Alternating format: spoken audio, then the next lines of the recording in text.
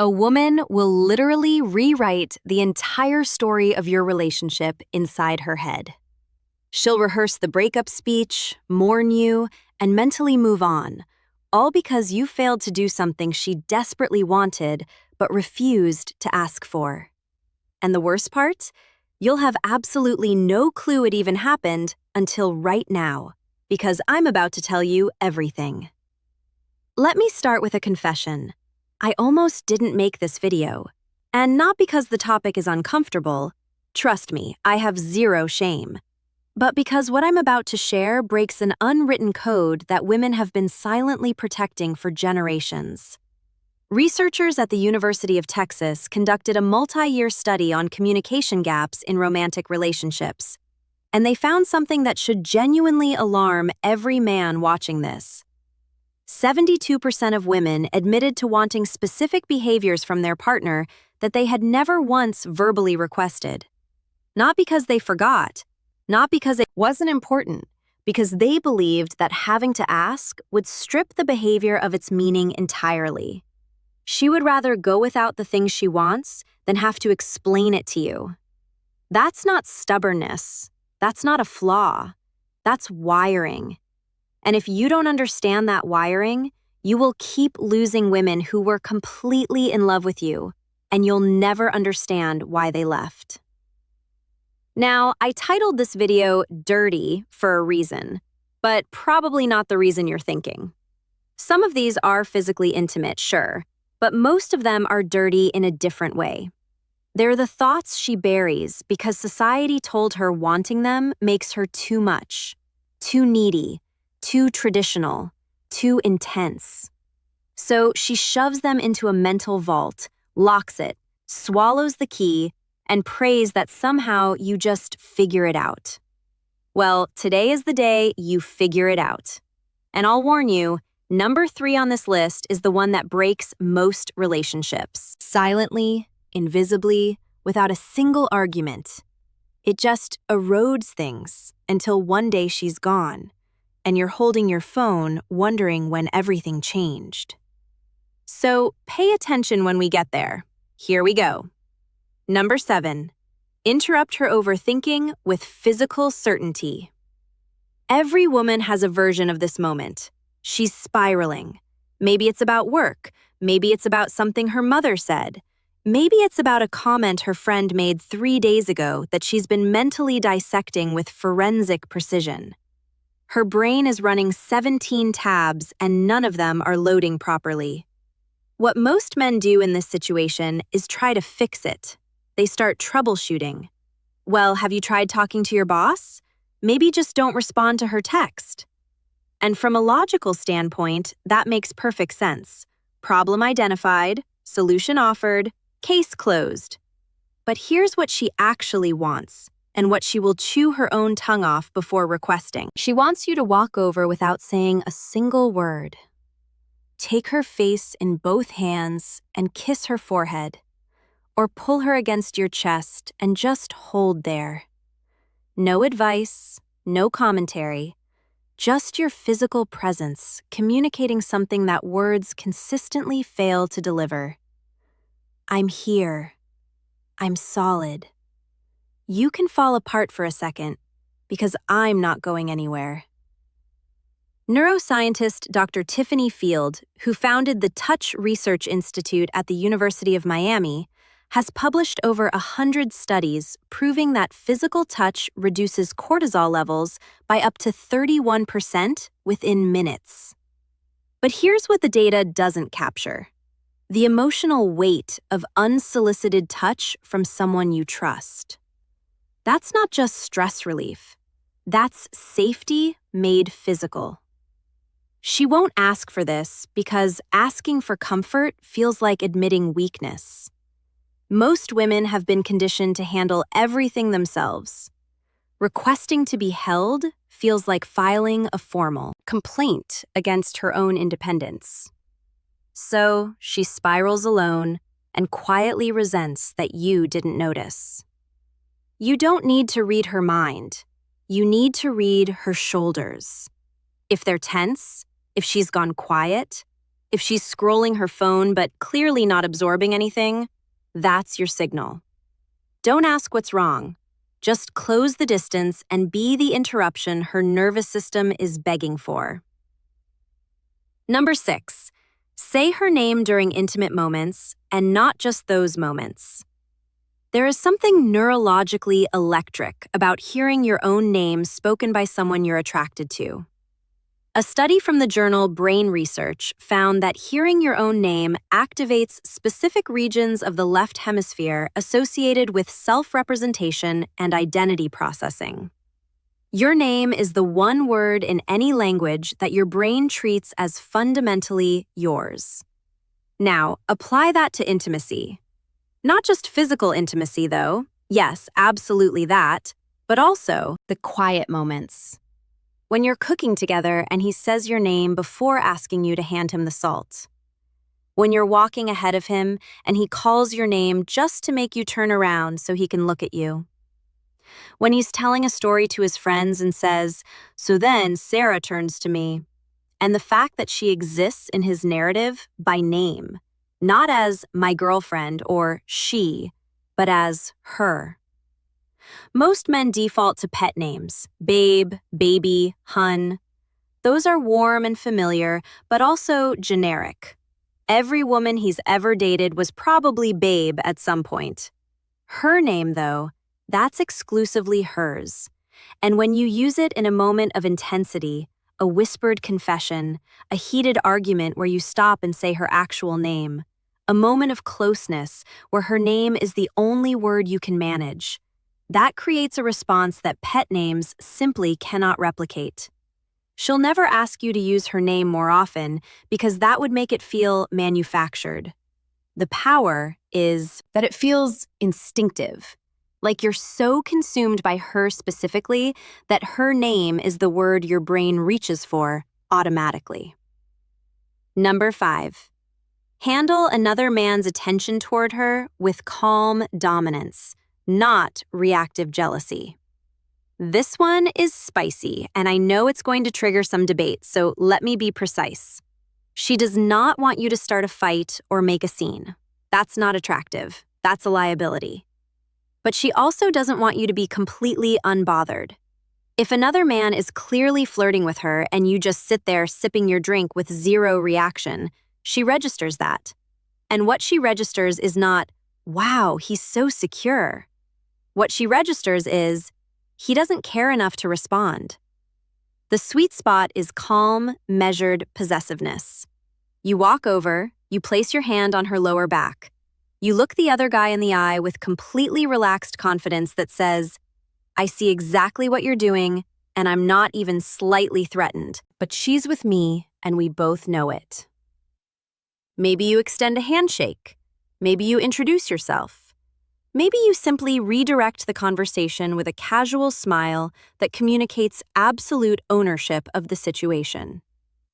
Evolutionary psychologist Dr. David Buss found that women consistently rated proportional mate guarding as attractive. The key word is proportional. Too much and she feels controlled. Too little and she feels unvalued. But that middle ground where you acknowledge the situation without being destabilized by it, that is profoundly attractive on both a conscious and subconscious level. The dirty part. She might even enjoy the moment a little, not because she wants to make you jealous, but because your response tells her everything about your confidence, your investment, and your willingness to claim her without caging her. That distinction, claiming versus caging, is where most guys get it catastrophically wrong. Number 4, take something off her plate without announcing it. This is the silent killer of female attraction, and almost nobody is talking about it. The American Psychological Association's 2023 Stress in America survey found that women reported significantly higher levels of chronic stress than men across every measured category: work, family, household management, emotional labor, logistics, scheduling. She is running an invisible project management system in her head at all times, and most of it goes completely unnoticed. She wants you to identify one thing on her mental checklist without her having to delegate it and just handle it quietly, completely without expecting a parade.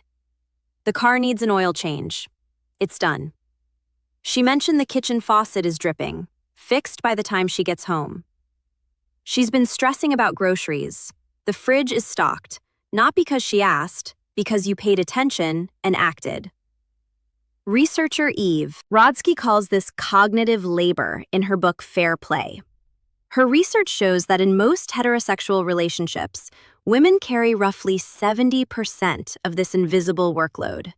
And the exhaustion isn't from the tasks themselves. It's from being the only person who remembers that the tasks exist. When a man proactively handles something without being told, it creates a wave of relief and attraction that is almost embarrassingly powerful. She feels genuinely cared for. Not because the task was hard, because the noticing was rare. She'll never ask you to do this because asking you to take something off her plate is, ironically, another thing on her plate. The moment she has to identify the task, explain it, and follow up on whether you did it, she's done more work than if she'd handled it herself. The magic is in the initiative. The magic is in her coming home and realizing something is already done and she didn't have to think about it for even 1 second. Men who master this become addictive because in a world where she has to manage everything, the man who manages something for her becomes the only place she can actually rest. Number 3. This is the relationship killer I warned you about. She wants you to pursue her after you already have her. That's it. That's the whole thing. And it is staggering how many men completely abandon this the moment the relationship becomes official. During the dating phase, you were incredible. You texted first, you planned dates, you complimented her without being prompted. Every interaction felt like you were actively choosing her, like being with her was a privilege you didn't take for granted. Then you got comfortable. And comfort is wonderful. But somewhere between comfort and complacency, you stopped doing the things that made her fall for you. Not because you stopped caring, because you assumed the work was done. Dr. John Gottman, whose research has predicted divorce with over 90% accuracy, identifies this as the erosion of turning toward. His data shows that couples who eventually separated had a turning toward rate of only 33%, while couples who stayed together maintained a rate above 80%. She doesn't need grand romantic gestures every week. She needs evidence, consistent, undeniable evidence that you would choose her again today.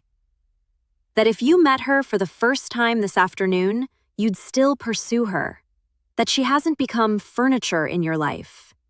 She will never vocalize this because saying, "I need you to pursue me again," feels desperate. So instead, she goes quiet. She pulls back.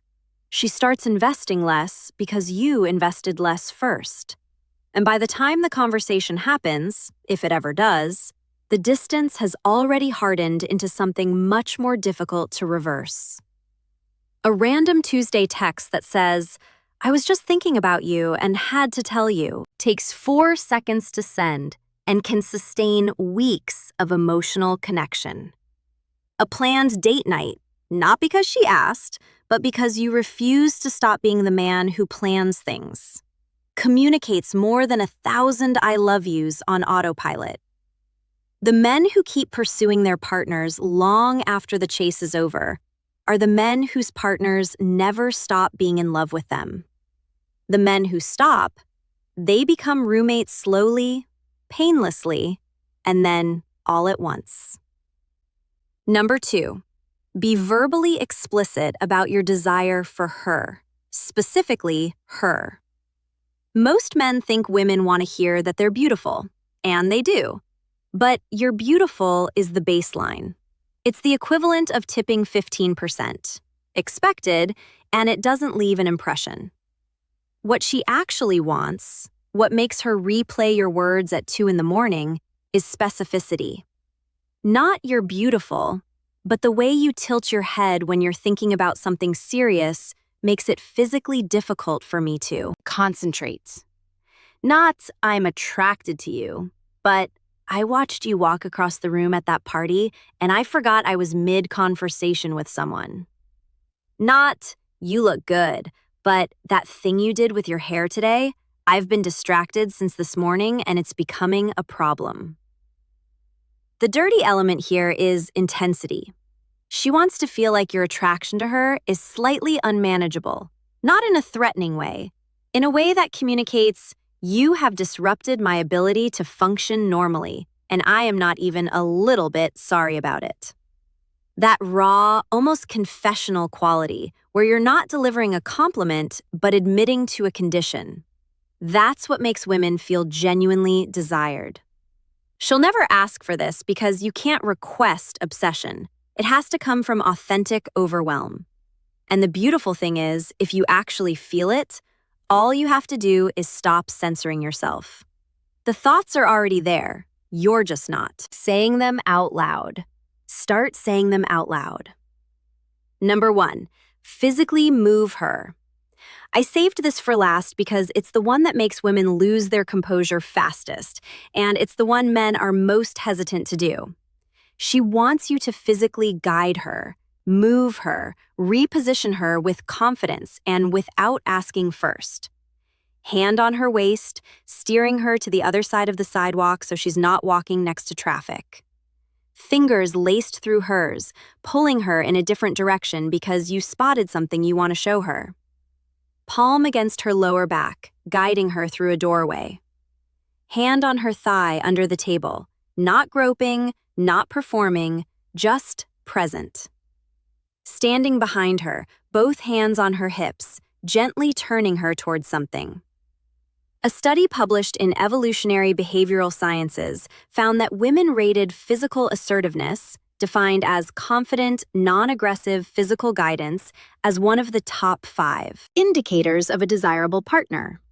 This behavior activated associations with protection, decisiveness, and physical confidence simultaneously. The psychology behind this is primal. Physical movement communicates that you are present in your body, comfortable in your strength, and confident enough to occupy space and to include her in that space. The reason this is number 1 is because it operates entirely outside of language. You can't fake this with words. You can't text it. It only exists in real time in the electricity of physical proximity and the confidence to close that distance without hesitation. She will never say, "I wish you would just grab me and move me where you want me." But every time your hand finds her waist and redirects her, every time you pull her closer without explanation, you become the man she compares every fictional character and every passing fantasy to. And none of them win because they're not real. And you're standing right there with your hand on her back, proving that reality is better. So, now you have them. 7 things women have been silently wishing for and stubbornly refusing to verbalize since the beginning of recorded romantic history. The fact that you watched this entire video tells me you're not the kind of man who assumes he already knows everything. You're the kind who actually wants to understand. That quality alone puts you ahead of 90% of the men she's ever encountered. But knowledge without action is just trivia. I didn't make this video so you could store these as interesting facts. I made it so you could use them. Tonight, tomorrow, in the next quiet moment where you choose between playing it safe and doing something that actually makes her feel something, choose the second option every time. Now, here's something that ties everything together in a way that might genuinely change your next interaction with her. While you've been sitting here learning what she secretly wants, there's an entirely separate reality playing out on her end that you're probably blind to. She's been watching YouTube. She's been evaluating, calculating, and in many cases, she's already made her decision about you. The verdict is in, and she's not sharing it. The video appearing on your screen right now is called 4 Clear Signs She's Already Chosen You But Isn't Telling You. And if you don't watch it next, everything you just learned becomes only half the equation. Knowing what she wants is powerful, but recognizing when she's already decided you're the one, that's the difference between a man who's trying and a man who's already won without realizing it. It's right there. Go watch it now. I'll see you on the other.